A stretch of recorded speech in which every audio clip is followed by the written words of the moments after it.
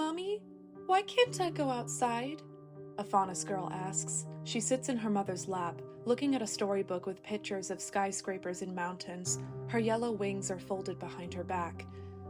Darling, I've told you 1,000,000 times. The surface belongs to the humans. If we try to go up there, they'll kill us. The girl crosses her arms and pouts. But why? We didn't do anything. Her mother sighs and turns a few pages of the book. The illustration on the page she stops on says it all. In it, a Fanice is pinned to the ground, her turquoise wings torn apart by knives and bullets. Surrounding her are humans with wicked smiles on their faces. They hate us because we're better than them, her mother continues. They want to keep us down so they can maintain control, and they enjoy hurting us. But if we're better, then why can't we fight back? Her mother closes the book and runs her finger through the little girl's brown curls. Because their technology beats our magic. They have weapons that can take down a Fanice in a second, even if we're flying in the air. Promise me, no matter what, you won't go up there. In fact, don't even go near the path to the surface, even if it's just to sneak a peek. You must not. I can't lose my only true daughter. I promise, the girl says, but her pout remains. Despite the danger, she can't stop thinking of those buildings that touch the clouds, those mountain peaks where, if a Fanice flies high enough, they can see the stars. Apparently, humans have built all sorts of wondrous things as well. They have holograms that display moving pictures, flying cars to compensate for their lack of wings, and glasses that alter reality. She wishes they had things like that down here. It would certainly make these dreary caverns more fun. But human technology is forbidden. The king says it will ruin what makes them Fanice. What that means, she has no clue. To think such wonders are only a few minutes' walk from here. North of this cottage, there is a path leading to the surface that only the royal guard is allowed to use. Hardly anyone even pays attention to the path because most Fanice are too scared to leave. She hears that if one can sneak past the few watching, getting above ground is easy. Miss Evangeline? A timid voice calls from the hallway. May I leave the cottage?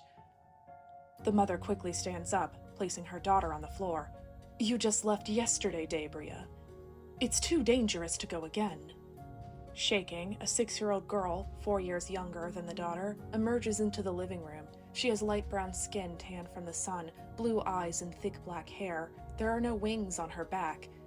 But I've never been caught. I promise I'll be good. Absolutely not, Evangeline says, gritting her teeth. You've put me and Sariel out enough. What right do you think you have to ask us to stick our necks out more? You're hardly even a Fanice. The wingless girl sniffles, clearly holding back tears. Okay. She turns to go back to her room, and the daughter follows her. She's sad. She needs comforting, but her mother grabs her arm. Don't follow her, Sariel. I don't like how much you talk to her. She's making you human-like. You're better than her kind. You don't have to be so mean to her, Sariel replies. Dabria's part Fanice. She's one of us. Her mother's grip tightens. Don't say that. Ever. The girl has human blood, and a lot of it. Honestly, if she weren't so young, I would have turned her into the royal guard the second I laid eyes on her. Sariel looks at the ground. She knows this accommodation is only temporary, but she wishes her mother would be nicer to Dabria. Her mother abandoned her. She has nowhere to go. Besides, from Sariel's perspective, it seems she hasn't inherited any of the evil that people claim is in humans. Just because Dabria looks different doesn't mean she should be treated that way. It's not fair. A harsh knocking comes from the door, and Evangeline stiffens. She creeps to the window, holding the blinds just enough so she can see outside. Then, she clasps her hands over her mouth. Evangeline? A deep baritone voice says from the other side of the door. We've received word that a half-Fanice might be hiding here. Let us in so we can search the premises. Oh no, Sariel's mother says in barely a whisper. They know. How could they know? We've been careful. No one saw her. The knocking rings through their tiny cottage like a war drum. Under King Azrael's decree, you cannot refuse us entry. Let us in, or we will break in. Evangeline's eyes turn pink, and she lifts her daughter in the air with her mind. "What are you doing?" Sariel tries to ask, but her mother holds a finger over her lips. "You need to run." The woman sprints to the back of the house, shoves the window open, and psychically throws Sariel out. She tumbles onto the ground, her back slamming against a wall. Above her is a sprawling cavern filled with cottages just like theirs. "Run!" she shouts. "I can't let them get you too!" The guards have broken down the door. "Go! Now!" her mother says. "I love you. Please, survive." "No, Mommy," Sariel says, tears running down her face. "Come with me." But her mother slams the window shut and runs toward the front of the house. Wondering what's going to happen, Sariel sits under the window and presses her ear against the thin wooden wall. "Commander Michael," Evangeline says, her voice shaking. It's an honor to be in your presence. I was just getting the door. What can I do for—" "Drop the act. We know she's here," the man says. There's no emotion in his voice. Footsteps echo down the hall. There are at least 3 men, and they're searching so quickly. It won't be long before— "No!" the half-Fanice girl shouts. "Let me go!" "There you are, vermin. You've been a tough one to track down." "Oh my gosh," Evangeline says. "Officers, I had no idea she was here. You have to believe—" The sound of a slap echoes, and Sariel's mother goes silent. "Not another word," Michael sneers. "You have been found guilty of harboring a half-Fanice. You know what the punishment is." "Don't lock her up!" Debria screams. "It's me you want!" For a moment, everyone in the house falls silent. Sariel presses her ear closer to the wall. Why isn't anyone talking? Have they all disappeared? "My word," Michael says. "Red eyes. You're not just a half-Fanice. You're royalty." Sariel gasps. When Debria uses magic, her eyes normally turn red. It's different from the pale pink of other Fanice. She was told never to do that in front of others, but the situation must have scared her. "Take the girl to the king. Now!" Commander Michael demands. "And throw this woman in the dungeons. She will be executed for treason." Footsteps shuffle again. "No!" Evangeline screams. "I swear I had no idea she was royalty. My friend, she forced me to shelter her. I'm innocent." Despite her pleas, the royal guard drags her away. Sariel's breath catches in her throat, and she freezes. She wishes she could save them, but what can she, a little girl, do? She also remembers her mother's pleas. "I love you. Please, survive." Steeling herself, Sariel gets up and walks through the caverns. But where is she supposed to go now?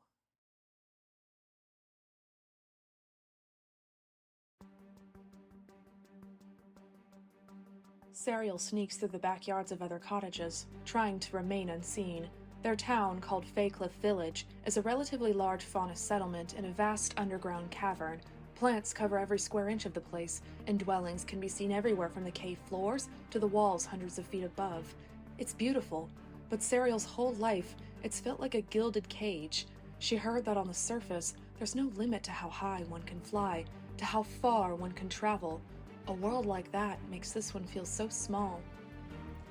She can still hear her mother's denial and her half-Fanice friends' pleas only to punish her. Sariel can't believe her mother treated Debria so poorly. The girl is kinder than anyone she's ever known.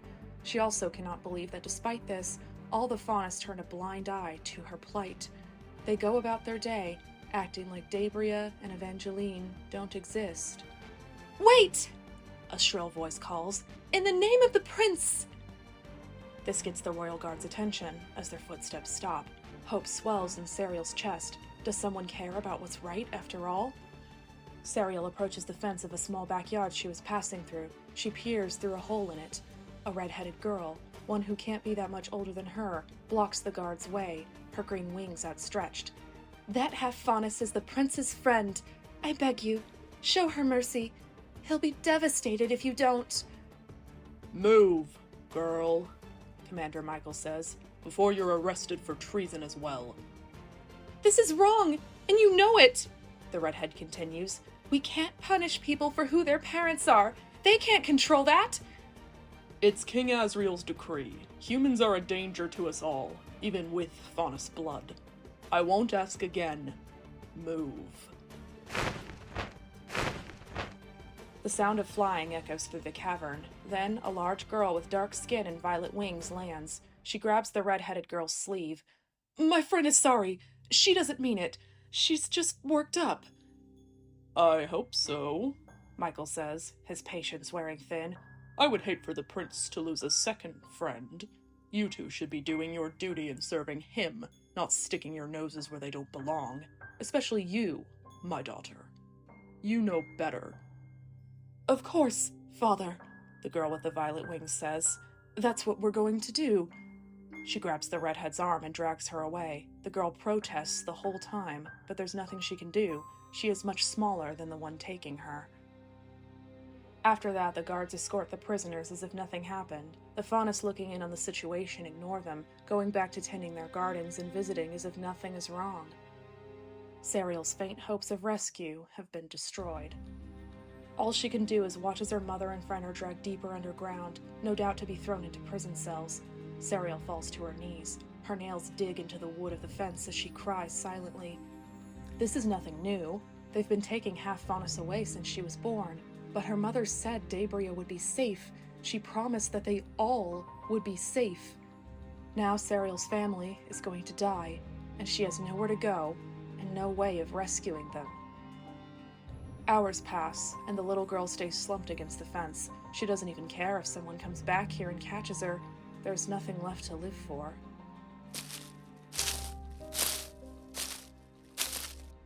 Then she hears the familiar footsteps of the guards. Hey, have you seen a girl with dark hair and yellow wings? A deep voice asks one of the locals. "No. Why do you ask?" Turns out the traitor we arrested had a daughter. We're trying to locate her. Any information about her whereabouts will be rewarded. "I haven't seen anyone like that. I will keep an eye out, though." Please do. The footsteps recede, and Sariel clasps her hands over her mouth. "No," she thinks, tears welling in her eyes again. They're looking for her. If they find her, she'll suffer the same fate as her mother and Debria. What is she supposed to do, though? There's nowhere she can go. No one she can trust. Then she glances north. The exit to the human realm is that way. It only takes a few minutes to reach it. If she could get there undetected... Images from that horrifying storybook flash through her mind. Fanice brutalized and the humans' wicked smiles. No, she can't go out there. It'll be worse than here. Humans are evil. They'll tear her apart. But Debria isn't like that. She only has a little bit of Fanice blood, and she's the kindest person Sariel knows. What if the stories about humans are wrong? What if Sariel goes up there, tells them what happened, and they want to rescue Debria? Maybe they'll free her mother, too. Sariel stands, her little heart pounding in her chest. Could that happen? A big part of her doubts it, but as the footsteps of the guards increase on the dirt path outside the fence, she wonders if she even has a choice. It's either risk it with the humans, or suffer the same fate all traitors had before. The human world can't be any worse than this, can it? Making her decision, Sariel continues crossing from backyard to backyard, making sure not to be seen. She has a few close calls, with one old man almost waking up and seeing her, and a mother nearly catching a glance through her window, but Sariel makes it to the northernmost part of the cavern without incident. From there, she hides in a large bush, waiting for the guards patrolling the streets to go to bed. It won't be long now before the village's curfew, and therefore, there will be fewer guards around the exit to the human world. She waits with bated breath, every minute feeling like an hour. Then, finally, there is only one guard left on the path. The guard yawns, pulls out what looks like a long piece of grass, and lights it. He puts his mouth around it, inhales, and blows out a large puff of smoke. His back is turned to Sariel. Now's her chance. Not wasting a moment, the girl sprints for the exit, passing the guard in a matter of seconds. The tunnel is darker and steeper than she expected, and she trips over one of the stairs, but she quickly recovers. "Hey!" the guard yells. "Little girl, you're not allowed up there!" Oh no, the man must have seen her. Sariel moves as fast as her little legs can go, and large footsteps follow behind. It won't be long before he catches up with her, so she spreads her wings. The path is narrow, but Sariel is small enough to fly through it. She doubts the man has the same advantage. A light comes from behind. The man must be using magic to see ahead of him. Get back here! You'll die if you leave! I'll die if I stay, the little girl wants to respond, but she can't. She must focus on flying. If her wings hit the walls of this narrow exit, it's all over for her. The man continues to plead with her, but his voice grows further and further away. Then, a light shines through the tunnel. That must be the exit. The sky. Sariel's about to see it in person. Then, her body hits a wall, one made of wood with light peeking through its cracks. It's a door. The outside world is beyond this. She can feel it. Sariel jimmies the doorknob, but it's locked. She pushes against it with all her might, but it won't budge. Please, don't go out there! You're young. You don't deserve to die like that! The voice of the man echoes. He's catching up quickly. Sariel has seconds to escape. She knows what to do.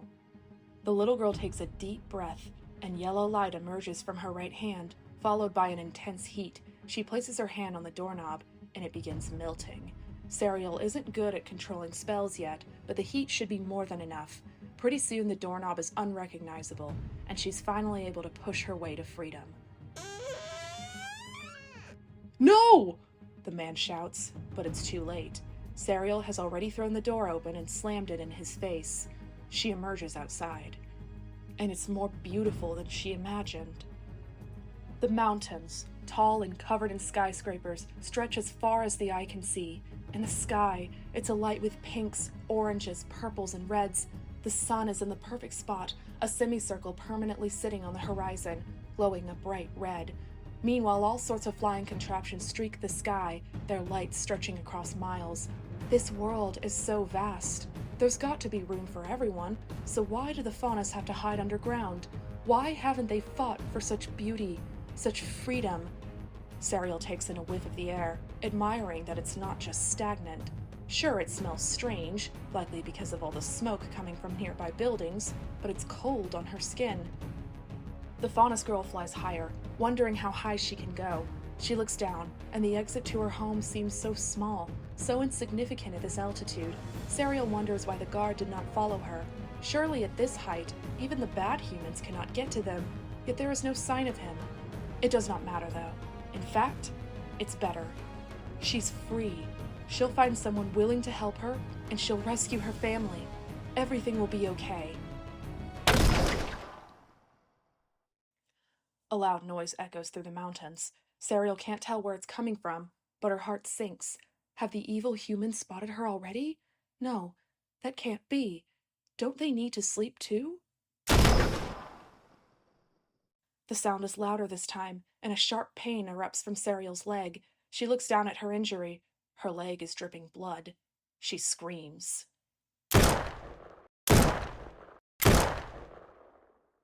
More pain, in her thigh, stomach, and shoulder. She tries to keep flying, but her wings are failing her. This can't be happening. There's no way the world is this cruel. Her mother is gone. Her friend is gone, and now she's about to... No, this must be a nightmare. This time the pain hits her chest, but it's not as bad as before. In fact, now she just feels sleepy. The little girl stops flapping her wings and closes her eyes. Yes, it's just a bad dream. Sariel will wake up any second to her mother smiling, ready to read another story. And after that, she won't ever think of going outside again.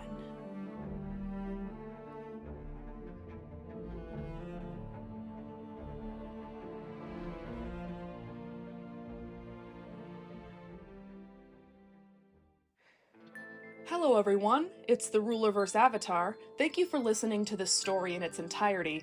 A sad ending, I know, but it sets the foundation for the main characters of my free audiobook, Rise of the Fanice. If you like this story, you'll love that. I'm going to be doing short tales like this once a month on my channel. And I swear, not all have a sad ending like this one. I only do that when it's fitting for the story. With that, I hope I've entertained you, and I'll see you in the next video.